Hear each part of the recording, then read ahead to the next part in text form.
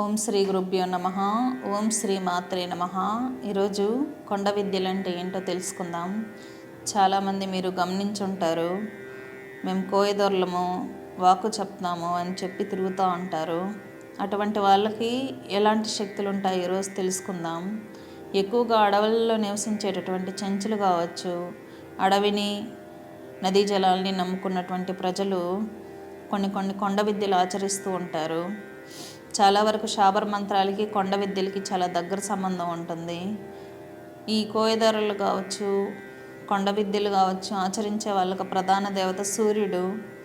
వాళ్ళు సూర్యుడిని ఆరాధిస్తూ ఉంటారు. తర్వాత ప్రకృతిని అంటే చెట్లను ఆరాధిస్తూ ఉంటారు. అంటే చెట్లను ఆశ్రయించి ఉండే దేవతలని యక్షిణీ శక్తులు అని అంటారు. ఎక్కువగా వీళ్ళు వనదుర్గను కూడా ఆరాధిస్తూ ఉంటారు. వీళ్ళకి చాలా శక్తులు ఎక్కువగానే ఉంటాయి.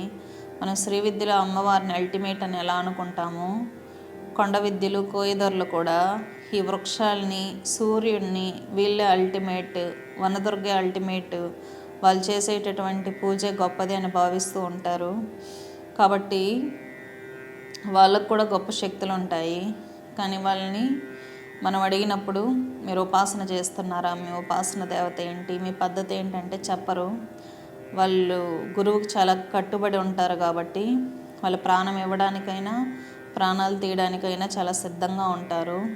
ఇంతకు పూర్వం అడవుల్లో వెళ్ళేటప్పుడు మనుషులకి అన్ని అంగాలు, బాడీ పార్ట్స్ అన్నీ కరెక్ట్గా ఉండే మనిషి దొరికినప్పుడు వాళ్ళు వెళ్ళి వనదుర్గకు కానీ వాళ్ళ దేవతకు కానీ తీసుకెళ్ళి బలిచ్చేసేవాళ్ళు అన్నమాట. అటువంటి విద్యలు, అటువంటి వ్యక్తులు ఒకప్పుడు ఉండేవాళ్ళు.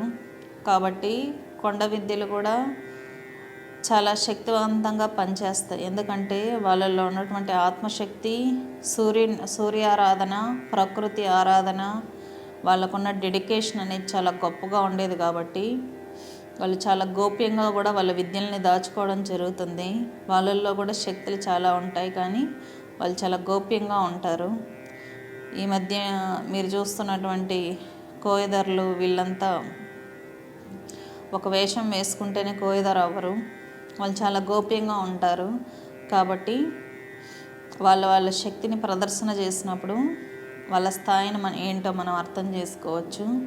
ముఖ్యంగా కొండ విద్యలు చేసే వాళ్ళైనా, శాబర విద్యలు చేసే వాళ్ళైనా కూడా వాళ్ళ ఆత్మబలం, వాళ్ళ గురువుతో వాళ్ళకు ఉన్నటువంటి కనెక్టివిటీ, వాళ్ళ యోగ శక్తిని బట్టి వాళ్ళ శక్తి స్థాయి అనేది ఉంటుంది.